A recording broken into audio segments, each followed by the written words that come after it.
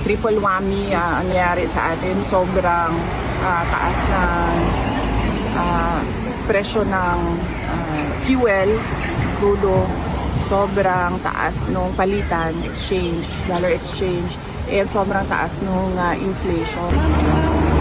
Ano po ba sa pagsagsabi ng kinilihan ng Pilipinas? At the same time, ma'am, yung inflation natin is sobrang taas. Ito na po ata yung pinakamataas na inflation sa history ng Pilipinas. At the same time, ma'am, yung peso and euro, sobrang taas po. Totoo yan.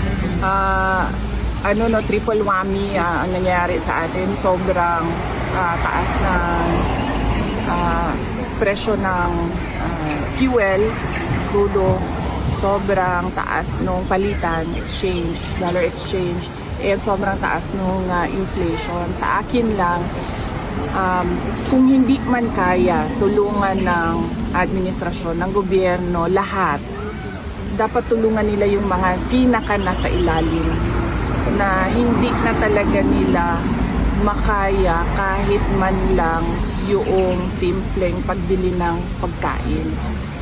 Kasi ang problema kasi kapag yung mga wala din silang mapuntahan, wala silang recourse, ang kinakatakutan natin, they will resort to crime and violence.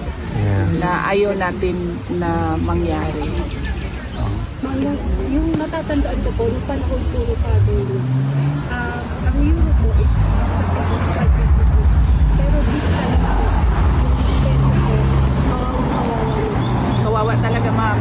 Lalo na pati yung consumption natin ng mga imported goods. Kasi ibig sabihin nun, pagbili natin, mahal na siya. So pagpasok niya, lalo siyang magmahal. At marami sa ating mga goods are